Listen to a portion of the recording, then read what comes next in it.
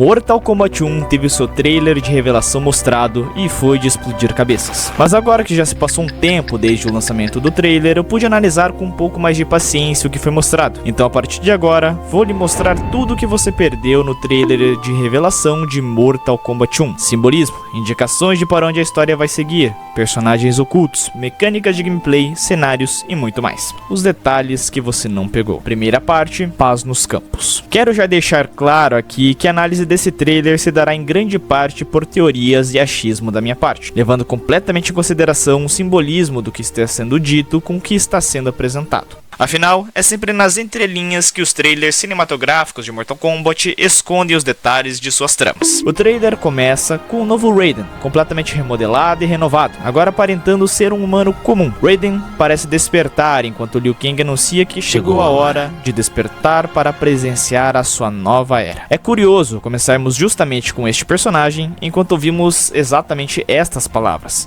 Hora de acordar. Pois, segundo o final aparentemente canônico de Liu Kang na expansão Aftermath de Mortal Kombat 11, Raiden virou mortal e continua ao lado de Liu Kang mesmo na nova era. Isso provavelmente por causa de seus poderes agora habitarem no novo deus do fogo e do trovão. Levando isso em consideração, eu imaginava que o Raiden poderia se tornar uma espécie de novo emissário do deus do tempo, igual ao que Geras era para a crônica em Mortal Kombat 11. Dessa forma, Raiden seria um dos conscientes da renovação da linha temporal e ajudaria Liu Kang como seu principal aliado e emissário. Mas por que então que o Raiden parece tão normal? Será que de alguma forma ele vive entre os mortais ou então ele acabou saindo de seu posto em algum momento? Isso é algo que precisa ser explicado. Mas, partindo de suposições, podemos dizer que Raiden, após passar a sua vida mortal como conselheiro de Liu Kang, acabou por falecer com a idade, tendo sido revivido como um mortal na nova era do Deus do Fogo e do Trovão. Mas isso significaria que, como um mero mortal, Raiden nunca mais teria suas habilidades e seu status de Deus, certo? Nem sequer sabendo dos eventos que antecederam sua nova vida. Este poderia ser um fato a ser explorado pelo vilão do game, em sua busca por aliados para enfrentar o governante da nova era.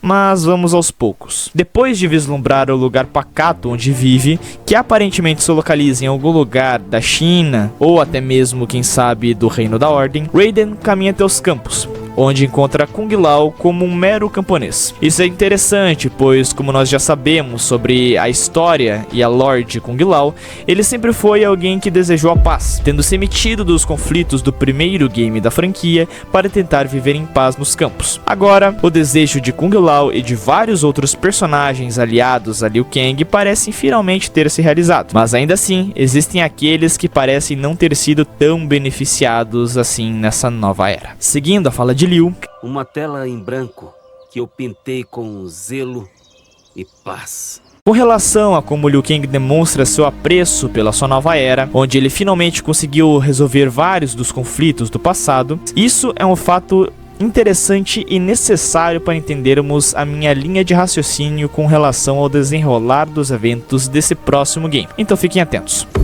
Em minha nova era, a escolha é sua. E assim, ele continua alegando durante toda a narração do trailer. Seja viver em serenidade ou conflitos sangrentos, viver em alegre prosperidade ou rivalidade amarga, vocês podem se enfrentar como inimigos declarados ou unidos como irmãos. Você escolheu desafiar a paz, então escolheu a guerra contra um deus. O que comprova que na realidade este será um jogo de escolhas, onde mesmo que Liu Kang mantenha uma mão firme para beneficiar seus antigos aliados, lhes dando vidas prósperas, um caminho alternativo também pode ser acessado com o decorrer do tempo, dando margem para que o mundo penda para o conflito dependendo de nossas escolhas. Sabendo disso, quero apontar aqui uma ideia que eu já tenho há alguns anos, sobre uma mistura de dois gêneros de videogame que se complementam e que podem dar espaço para um novo game revolucionário, de certa forma. Já pensaram em um jogo focado em gameplay e precisão, assim como jogos de luta como Mortal Kombat, Tekken, Street Fighter e outros, mas que também tem uma larga rede de escolhas que alterem sua própria gameplay, assim como jogos da Telltale ou até mesmo jogos como Detroit Detroit Become Human? Então misture os dois gêneros que nós possuiremos um jogo com escolhas que alteram os rumos da história, podendo levar a caminhos nunca antes vistos, ou que acabem nos fazendo reviver terríveis eventos já vividos ao longo da franquia. Dessa forma, o modo história do game seria dinâmico, com cada vitória ou até mesmo derrota nos levando a caminhos diferentes da história, ao invés de acabar em um mero game over, tente de novo. E conforme vamos atuando ativamente na campanha,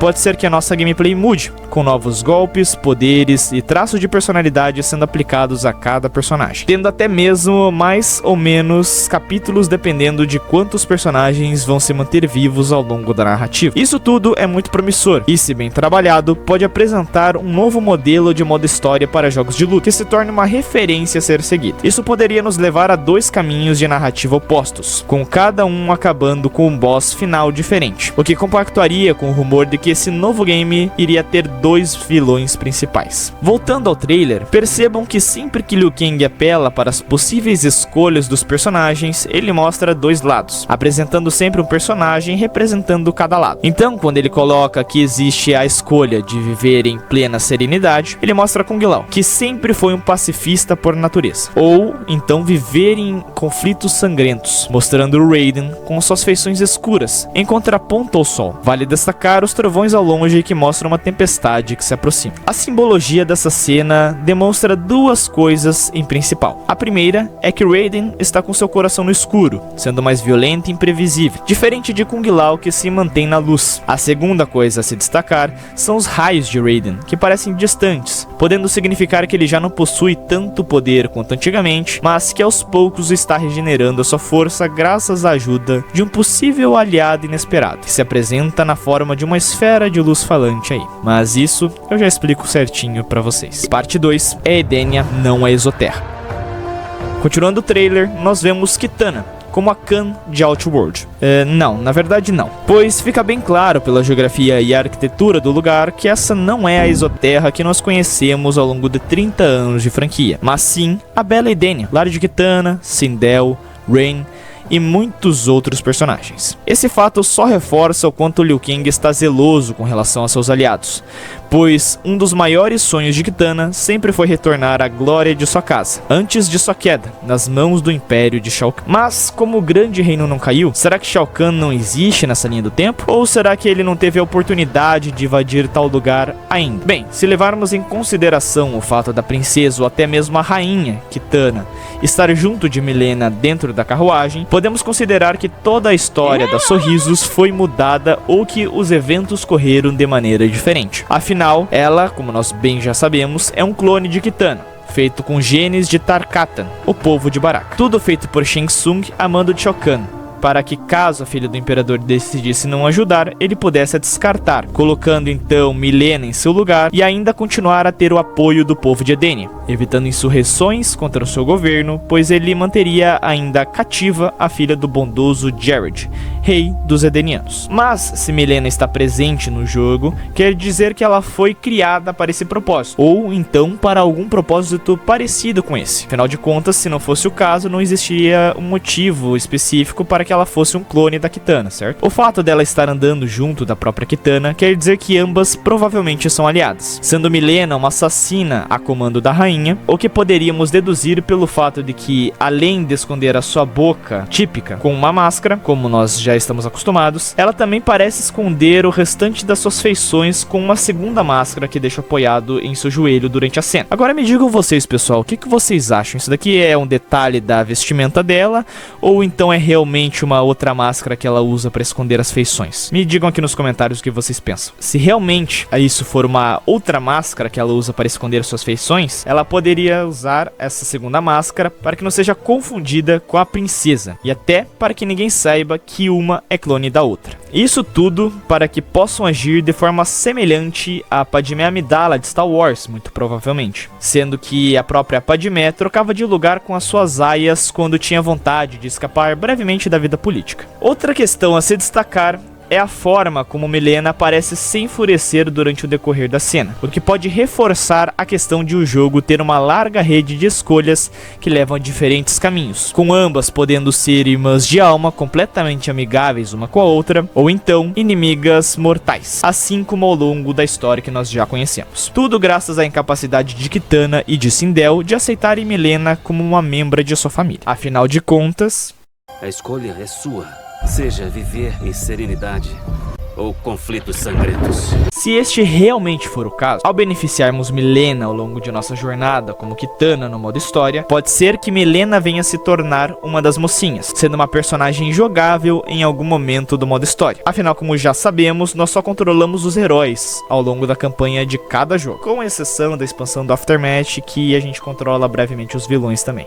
Agora, voltando ao começo da discussão sobre a existência da Mileena, podemos concluir que boa parte da história envolvendo Shao Kahn e a conquista de Edenia realmente aconteceu, pois caso contrário não existiria um pretexto para a existência da Mileena no jogo. Mas por que então que Liu Kang permitiu que a guerra acontecesse e que Shao Kahn chegasse tão longe em sua história de conquista e em seus planos? O motivo para isso pode ser que na realidade Liu Kang não tem um controle completo da linha do tempo, assim como já foi dito também na expansão Aftermath de Mortal Kombat 11. Afinal de contas, guiar o destino de todos os seres vivos é algo que vai além das capacidades até mesmo do Senhor do Tempo. Algo que é aceitável se pensarmos que Crônica tinha o seu próprio carrasco pessoal para agir quando as coisas saíssem do controle. Isso explica o motivo pelo qual Liu Kang se intromete no conflito entre Shang Tsung e os outros personagens mais à frente no trailer. Sendo assim, os planos de Shao Kahn foram iniciados. A guerra começou. Gerrod foi morto, mas com a intercessão de Liu Kang, o imperador Shao Kahn foi expulso do reino de Edenia e não conseguiu completar a unificação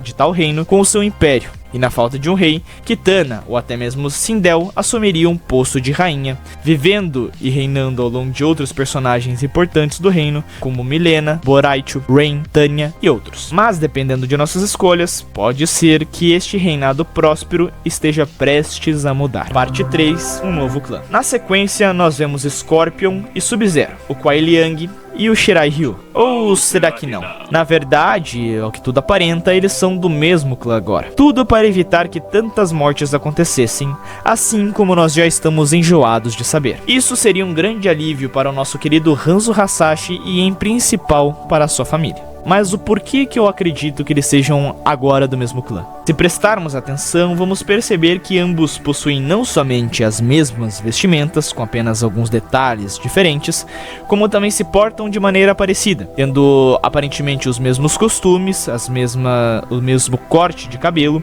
além do fato de aparentemente portarem o mesmo broche do mesmo clã por cima de seus corações, no peito esquerdo. E digam, pessoal, vocês realmente acham que esse é o mesmo broche ou que eu tô viajando nessa? Porque pelo que eu consigo ver, às vezes eu consigo enxergar o broche dos Lin Kuei e às vezes eu consigo enxergar o broche dos Shirai Ryu, mas não consigo ter certeza porque a imagem não tá tão boa assim. Mas em questão de história, qual o significado disso e principalmente qual o motivo para isso acontecer? Bem, sabemos que ambos os clãs de guerreiros e assassinos eram treinados nas artes marciais e tinham membros escolhidos a cada geração para participar do torneio do Mortal Kombat. Mas o extermínio do clã Shirai Ryu de Scorpion enfraqueceu em muito as defesas da Terra para o 10º torneio, que acabaria por abrir as portas para a invasão das forças de Shao Kahn no plano terreno. Nesse sentido, não seria difícil de imaginar que Liu Kang, sabendo do histórico de ambos os clãs, trabalharia para unificá-los a ambos, impedindo que a divisão dos grupos pudesse fortalecer uma rixa que mais tarde poderia ocasionar em uma guerra aberta entre ambos os clãs, e até mesmo em um massacre. É graças a isso que podemos ver Hanzo Hasashi e Bi-Han juntos como aliados e não se degladiando até a morte como inimigos. E é isso mesmo que você ouviu, você não ouviu errado, pois o Sub-Zero que vemos no trailer é, na minha opinião, o primeiro Sub-Zero que conhecemos da franquia, sendo que como nunca houve rixa entre clãs, nunca houve o extermínio dos Shirai Ryu,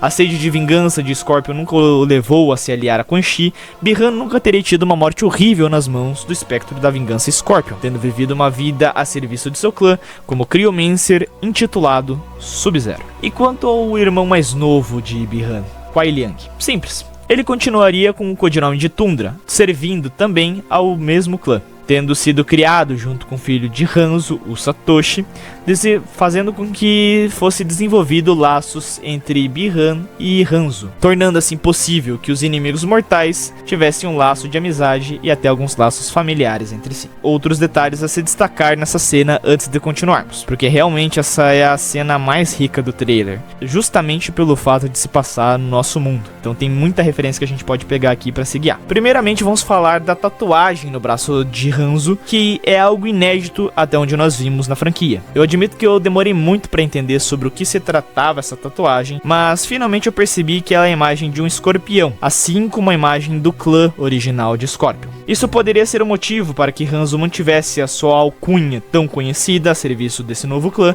sem precisar passar por toda a sua jornada de desgraça até conquistar o nome que representaria o símbolo do clã extinto dos Shiraiyu. Existem outros pontos a serem levantados. São detalhes que podem passar quase desapercebidos, mas que vão nos ajudar a termos uma noção da época em que esse jogo se passa. Afinal, não sei vocês, mas eu senti uma vibe medieval muito forte ao longo de todo o trailer, com uma questão de Japão feudal colocada nos arcos de Raiden e Kung Lao, Scorpion e Sub-Zero, e um pouco de uma Europa medieval ali no arco da passeata pelas ruas de Edenia com Kitana e Milena. Essa vibe medieval me deixava muito incrédulo que o jogo poderia abordar personagens como Johnny Cage, que é um astro de televisão, e outros personagens mais tecnológicos como Jax com seus braços mecânicos, Sonya Blade com suas armas modernas e até mesmo os Tekunins Sector e Cyrax, que já não aguentam mais ser robôs. Mas existem vários detalhes modernos nessa cena se prestarmos atenção. Primeiro e mais óbvio de todos, que é a presença de luz elétrica nas lâmpadas posicionadas, que nos deixa uma margem de tempo de que esse jogo se passa entre o ano atual e os últimos 150 anos. Depois aparece um exaustor de cozinha, nos colocando na margem de 100 anos. E por último, um tipo de antena parabólica, nos deixando por fim com a informação de que esse jogo muito provavelmente se passa em algum momento entre os dias atuais e os últimos 50 anos. Muito provavelmente, na minha opinião, se passando na década de 90, quando o primeiro jogo da franquia foi lançado. Ou então, até mesmo, quem sabe, na atualidade, nos dias atuais, para se manter moderno e evitar limitações tecnológicas que dificultariam a trama de alguns personagens. Outra questão para destacarmos é o simples fato do ambiente desse suposto vilarejo do clã de Sub-Zero e Scorpion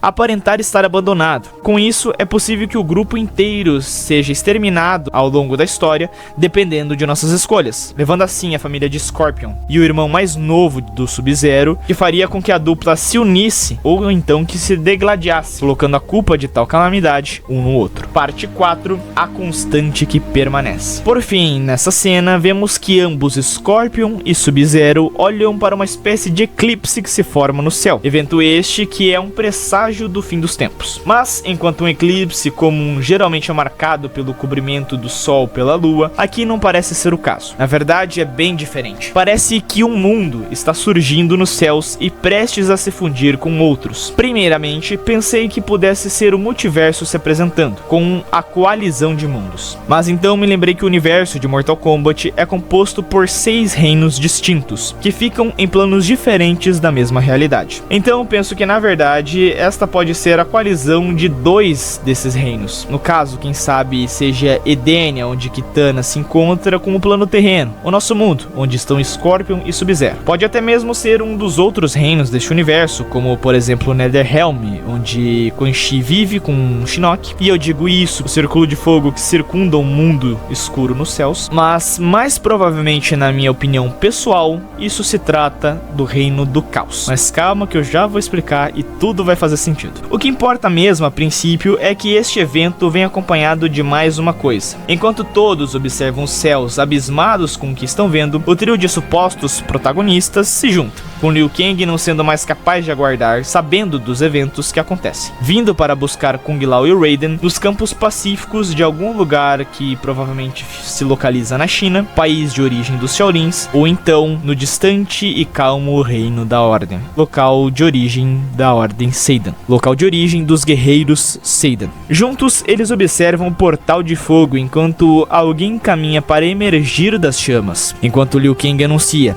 e mesmo nessa nova era, uma constante permanece. E é então que nós vemos sair pelo portal Shang Tsung, mais novo e gostoso do que nunca. O Shangão chega... Caralho. O Shangão chega para se apresentar como o novo vilão do game. Mas, calma lá, Shang Tsung de novo? Ele já não foi vilão da DLC final do último game? Ele já não teve o seu embate contra Liu Kang pela coroa da crônica, já não foi derrotado e deixado para trás quando Liu Kang adquiriu para si os poderes da coroa do tempo e resetou a linha do tempo? Sério mesmo que a gente vai pular de uma versão do Shangão para outra assim, sem mais nem menos? Calma, porque eu acho que tem algo que nós não estamos vendo aí. Não vamos nos esquecer do final de Aftermath, onde Liu Kang enfrenta Shang Tsung durante a criação da nova era. Tudo isso porque o bruxo foi mandado por crônica para o vazio do tempo, só conseguindo retornar de lá ao lado de Fujin e Nightwolf após a morte da Titã. Depois de muito confronto, no final, que agora sabemos ser o canônico do game, Liu Kang derrota Shang Tsung e se transforma em pó e morre. Mas e se o Shangão não morreu? E se de alguma forma a parte da consciência dele, ou consciência dele como um todo, não ficou presa lá no limbo do tempo? Afinal, o próprio Liu Kang admite, uma constante permanece. E se mesmo nessa nova era, o Shang Tsung receber o espírito de sua contraparte de outra era e acabar se tornando um ser ciente, desperto da, entre aspas, Matrix de Liu Kang, isso realmente acontecer, Shang Tsung saberá como o futuro poderia ter sido diferente, beneficiando mais a si e a outros aliados que ele teve ao longo de sua vida durante o decorrer do tempo. Mas isso só não aconteceu nessa linha do tempo graças às constantes intervenções do Deus do Fogo. Sabendo disso, Shang Tsung vai correr para rechaçar a ordem calmaria estabelecida por Liu Kang, e ao fazê-lo, vai conseguir aliados para sua causa, entre eles, principalmente, um certo arauto do caos aí, que odeia e muito a ordem e a paz. E agora, com um pouco de teoria e suposição, que eu anuncio minhas apostas para esse novo jogo. Na minha humilde opinião, Shang Tsung de alguma forma desperta para a verdade e vê a injustiça que Liu Kang mantém no seu controle desonesto da linha do tempo. Com isso ele parte em toda a sua ganância para conseguir aliados para enfrentar o Deus do Fogo e do Trovão. No caminho ele pode encontrar Havik, que é um adepto do caos absoluto e que não estaria nada contente com o desenrolar dos eventos. Juntos eles poderiam buscar alguma fonte de poder para terem força o suficiente para enfrentar a Liu Kang. Afinal de contas, como já vimos no trailer, não tem nem condição do Shangão dar de frente com o nosso querido Liu Kang. Conseguindo achar um aliado entre os mais fortes personagens da franquia, eles poderiam ter a força necessária para enfrentar o Liu Kang. E entre esses personagens fortes que eu digo, logicamente eu me refiro ao próprio Onaga. Como Damashi, Onaga poderia mostrar para o Raiden a grandiosidade que o Deus do Trovão tinha na antiga era, o manipulando e convencendo de que Liu Kang roubou os poderes Raiden para se estabelecer como o novo guardião do tempo. Assim como anteriormente Damashi também já manipulou o próprio Shujinko. Com isso, Raiden se uniria a Shang Tsung e Havik, indo contra Liu Kang, que por sua vez convocaria seus companheiros que foram beneficiados em sua nova era. Os dois grupos correriam atrás de aliados para o conflito inevitável. E dependendo de nossas escolhas, os personagens vão pender para um lado ou para outro durante o conflito. E fica a cargo de decidirmos quem defender e quem enfrentar pelo domínio da linha do tempo. Muita loucura, né? Mas me diz aí, o que você achou dessa ideia pro enredo? Me diz aqui nos comentários o que você acha e já aproveita para deixar um like, beleza? Então, vamos continuar que ainda tem coisa para dizer. Só para completar minha linha de pensamento, vamos estabelecer aqui o porquê de eu pensar em Onaga para um dos possíveis vilões finais desse jogo, ou pelo menos uma versão dele. Bom, vazamentos passados diziam duas coisas. Primeira, que esse jogo poderia ter 2 boss finais, assim como Injustice e Aftermath, onde você escolhe defender um lado e enfrentar o outro.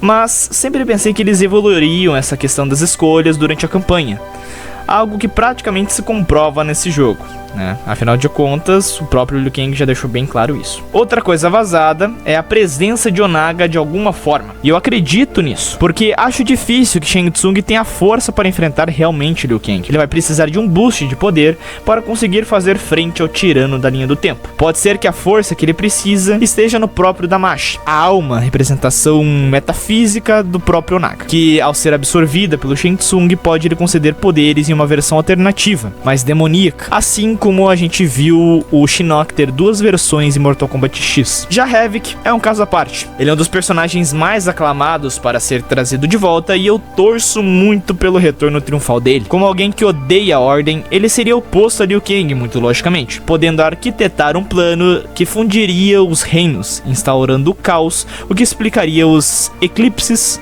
que nós vemos dos céus de cada reino. E não esqueçamos de que se surge Havik, tem que surgir na história o reino do caos, assim como seus conceitos. Da mesma forma que os contrapontos dessas duas partes, se apresentando como Hotaru e o reino da Ordem dominado pelos Saidans. E como uma coisa leva a outra, vocês já sabem onde eu quero chegar. Bem, para finalizarmos essa análise, vamos colocar alguns detalhes dessa última parte do trailer que são muito relevantes. Primeiramente, vamos falar da aparência de Shang Tsung, que mostra que ele está forte e mais vital do que nunca, estando no auge de sua virilidade. Mas aparentemente ele possui alguma restrição em sua magia, pois depende do uso de lâminas imbuídas em magia ou algo assim, porque eu duvido muito que isso se trate de veneno nas lâminas dele. Também não é só um detalhe colocado ao acaso. Outra coisa é o fato curioso de que Raiden é o único dos personagens, com exceção de Liu Kang, que não é morto pelo Shang Tsung. E isso é muito suspeito. Ele simplesmente some da metade pro final do trailer e não existe explicação pra isso. Talvez seja mais um indício de que ele é um possível traidor,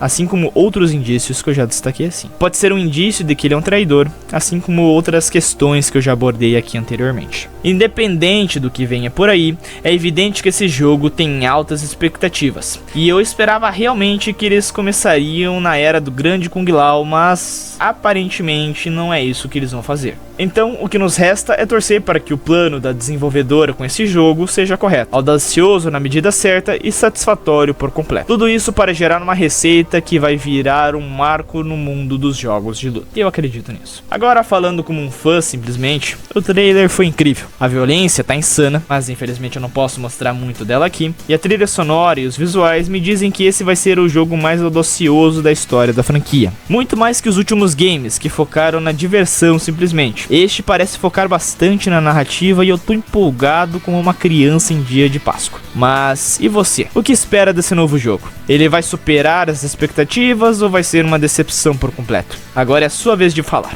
Logo aqui embaixo nos comentários, beleza? Esse projeto de canal vai longe ainda e se você não quiser perder os meus próximos projetos, onde a gente vai narrar por completo a saga da franquia Mortal Kombat, já se inscreve e vem me ajudar a tornar a fantasia uma realidade.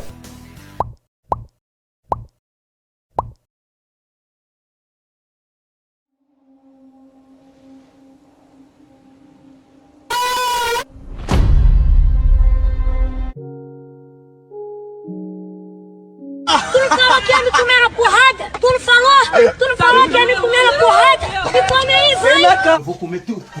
Não. Vou comer sim, sua vagabunda.